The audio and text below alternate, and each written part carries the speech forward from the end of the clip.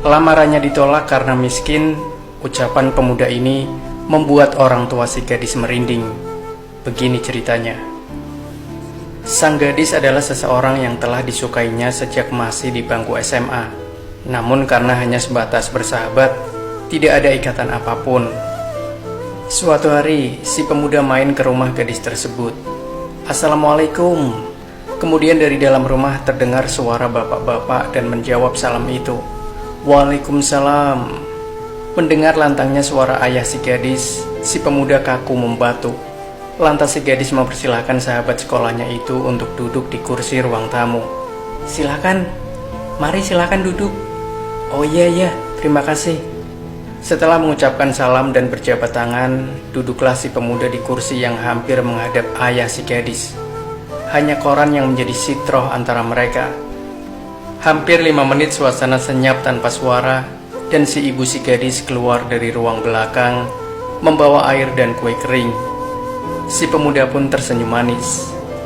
"Silakan diminum dulu nak, kamu sudah sarapan?" "Sudah bu, terima kasih." "Kamu ini malu-malu segala dengan kami." "Saya hanya segan bu." Maaf, saya lihat kamu ini sudah sering kemari. Kapan kamu mau mengirim lamaran?" Ayah ini saya belum memiliki banyak uang pak." "Ya kumpulin dulu dong, baru nanti kesini lagi." "Bapak dan ibu ingin saya menyediakan uang berapa untuk lamaran ini?" Kemudian si ibu menjawab, "Kalau bisa ya 20 juta. Tapi kalau bisa lebih besar dari orang sebelah yang naksir juga sama gadis?" "Maaf, berapa itu bu?" 40 juta, syukur-syukur bisa lebih." "Ya Allah, 40 juta. Dari mana saya dapat uang sebanyak itu? Aduh, besar sekali pak. Apakah tidak bisa lebih sedikit? Kita buat acara sederhana saja. Cukup mengundang keluarga, saudara dan tetangga dekat. Itu nasib kamu nak. Kamu yang akan menikahi anak kami. Lagi pula dialah satu-satunya anak perempuan kami." Si pemuda pun hampir hilang akal ketika disebutkan harga si gadis itu. Dan si pemuda mencoba kembali berdiskusi dengan orang tua gadis pujaan hatinya. "Boleh saya bertanya lagi? Apakah anak bapak pandai memasak?" Boro-boro. Bangun tidur saja jam 10 lebih. Bukan bangun pagi lagi itu. Habis bangun terus langsung makan siang. Kemudian si ibu ikut menimpali omongan bapak tersebut. Apa sih ayahnya ini? Anaknya mau dijadikan istri, dia malah cerita yang jelek-jelek.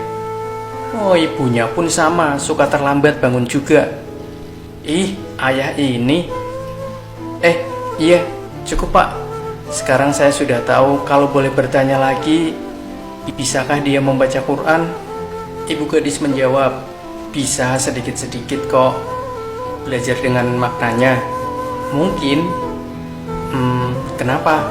"Oh, tidak apa-apa bu. Pertanyaan terakhir, apakah dia rajin sholat?"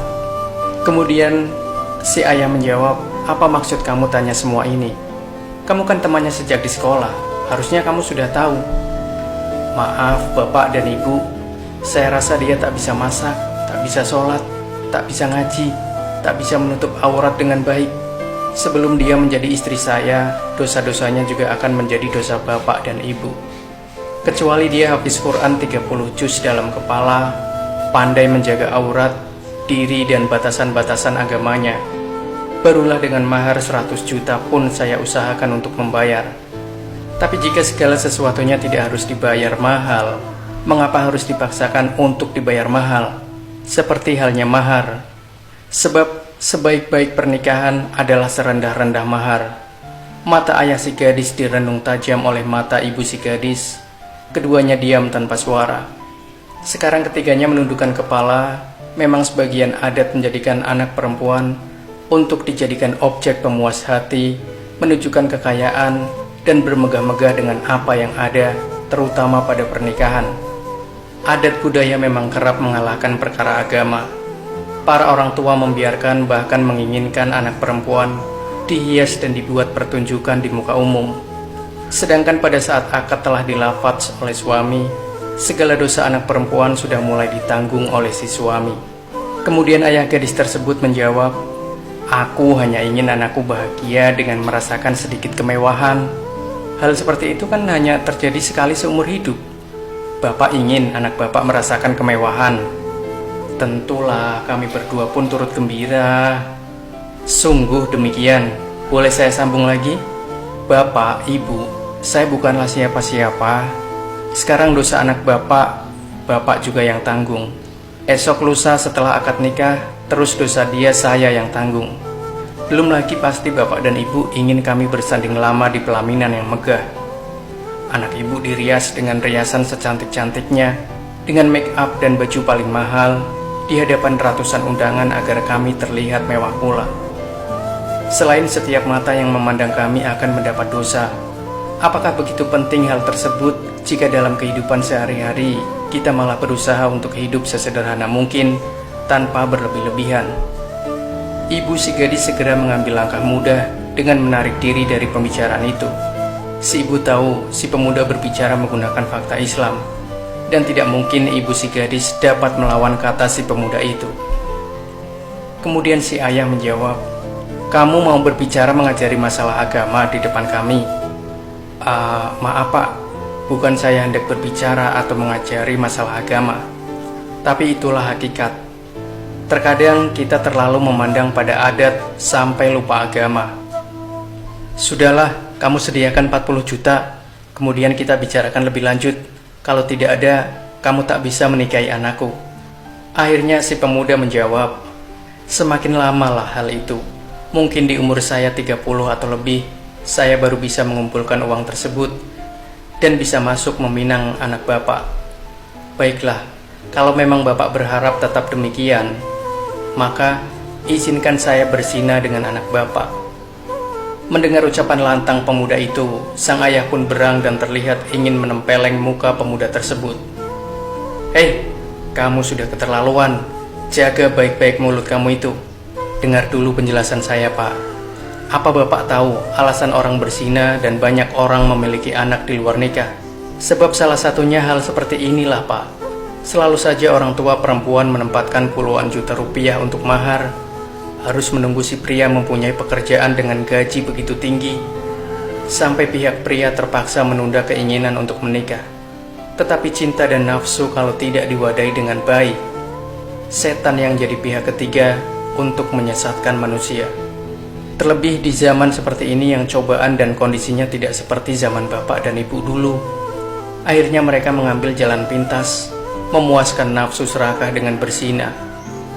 Pertama memang hal yang ringan-ringan dulu, Pak. Pegang-pegangan tangan, saling memeluk dan sebagainya. Tapi semakin lama akan menjadi hal berat. Yang berat-berat itu bapak sendiri pun bisa membayangkan. Lantas apa kaitan kamu dengan hendak berzina pula? Begini logikanya, sepertinya yang terjadi dengan anak-anak lainnya. Bapak tidak memberi izin kami menikah sekarang, biar ada berpuluh juta uang dulu baru bisa menikah. Kami hendak melepaskan nafsu bagaimana, Pak? Setiap harinya kami mengenal lebih dekat dan semakin dewasa. Dia meminta saya bersilaturahmi ke sini menemui bapak dan ibu. Sebenarnya dalam hati kami sudah ada perasaan, namun kami senantiasa menjaganya hingga halal itu tiba. Susah, Pak, menjaga perasaan itu. Jika memang bapak meminta uang segitu, maka dengan rendah hati saya meminta izin pada bapak untuk berzina dengan anak bapak. Terlepas apakah yang penting bapak tahu saya dan dia hendak berzina. Sebab rata-rata orang yang berzina itu orang tua tidak tahu, Pak. Tidak. Kelihatannya pemuda-pemudi zaman sekarang biasa-biasa saja, padahal sebenarnya sudah pernah bahkan sering berzina. Ironisnya, banyak orang menganggap hal itu tidak tabu lagi. Berzina bukan saja hal yang saja. Ada zina-zina ringan, zina mata, zina lidah, zina telinga, dan lain-lain. Tapi sebab hal ringan itulah yang akan menjadi berat. Kamu ini omongannya muter-muter dan semakin memperumit saja. Beruntung kamu masih teman sekolah anakku. Kalau orang lain, sudah dari tadi saya tempeleng mukamu. Begini nak, tapi kalau tidak ada uang, bagaimana kamu akan memberi dia makan? Bapak, lupakah bapak dengan apa yang telah Allah pesankan pada kita? Dan menikahlah orang-orang bujang, pria dan perempuan dari kalangan kamu, dan orang-orang yang soleh dari hamba-hamba kamu, pria dan perempuan. Jika mereka miskin, Allah akan memampukan mereka. Sesungguhnya karunia Allah maha luas, rahmat dan karunia-Nya lagi maha mengetahui. Quran Surat An-Nur ayat 32. Apakah kita tak yakin dengan apa yang Allah janjikan? Bapak dan ibu juga pernahlah menjadi muda. Masalah datangnya harta, selagi kita terus berusaha, itu adalah rahmat-Nya yang sudah ditakdirkan pada tiap-tiap hambanya. Lagi pula Pak, kalau makan dan minum itu, insya Allah saya sanggup untuk memberikannya. Tempat tinggal bisa kita bicarakan lagi. Kalau hal ini bisa menghalangi kami dari melakukan dosa dan sia-sia, apakah tidak lebih baik disegerakan? Bapak pun tak mau hal-hal tidak diinginkan terjadi. Bapak si gadis diam tanpa kata, merenung kata-kata si pemuda, berusaha memikirkan cara untuk mematahkan kata-kata si pemuda. Dan ayah si gadis mendapat akal. Kamu tahulah zaman sekarang ini, kalau mengikuti cara kamu itu, mungkin kamu tidak suka dengan acara persandingan yang mewah. Bapak bisa terima, tapi kamu apa bisa menerima apa yang akan orang-orang katakan? Orang akan mengatakan anak aku kecelakaan dan terpaksa menikah dengan kamu. Mau ditaruh di mana muka ini? Bagus juga pikiran Bapak itu. Kalau kecelakaan, mana mau saya menikahi anak Bapak? Karena akan selamanya menjadi haram. Orang yang zina tidak akan pernah menjadi halal sekalipun dengan pernikahan. Kalau Bapak memaksa, ya sudah. Bisa ikut nikah massal, kan bagus juga, bisa berhemat, tapi tetap ramai. Seriuslah nak. Begini Pak, sekali lagi rasanya tidak perlu membayar puluhan juta dan mahar yang berlebihan sehingga memaksa di luar kemampuan. Tapi saya tak mengatakan tidak ada walimatul urs, sedangkan walimatul urs itu tetap perlu dan disesuaikan dengan kemampuan. Itu cara Islam. Saya bukan hendak macam-macam dengan Bapak. Syariat memang seperti itu. Maha baiknya Allah sebab masih menjaga kita selama ini. Tapi hal sepele seperti ini pun kita masih memandang ringan, dan kita tak percaya dengan apa yang telah Allah janjikan. Saya benar-benar minta maaf kalau ada kata-kata saya yang membuat Bapak tidak senang terhadap ucapan saya. Tidak juga bermaksud tidak takdim dengan Bapak dan Ibu. Segalanya kita serahkan pada Allah. Kita hanya bisa merencanakan saja. Adzan duhur berkumandang, jaraknya tidak sampai 10 rumah dengan rumah si gadis.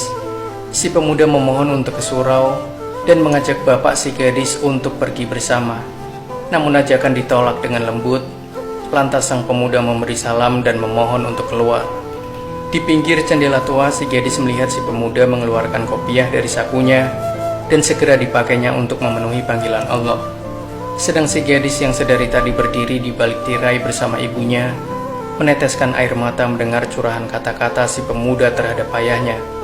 Kerudung lebar pemberian si pemuda sebagai hadiah padanya yang lalu digenggam erat. Ibu si gadis juga meneteskan air mata melihat pada perilaku anaknya. Segera ibu dan si gadis ke ruang tamu menghadap ayahnya. Apa yang anak itu katakan benar. Kita ini tak pernah memperhatikan syariat-syariat agama selama ini. Terlalu melihat dunia, adat, dan apa kata orang, padahal mereka tak pernah juga peduli pada kita. Entahlah, ayah tak tahu. Begitu keras yang anak itu katakan tadi. Terserah kamu aja nak, mau diterima atau tidak. Kemudian si gadis menggapai telepon genggamnya dan mengetik pesan. Si pemuda yang selesai mengambil wudhu tersenyum saat membaca pesan yang baru saja diterima dari si gadis. Andai Allah telah memilih dirimu untukku, aku ridho dan akan terus bersamamu. Apapun yang ada pada dirimu dan yang kamu miliki, aku juga akan terus pada agama yang ada padamu. Minggu depan ayah menyuruh kirim rombongan lamaran untuk ke rumah. Terkadang kisah seperti ini masih saja sering terjadi.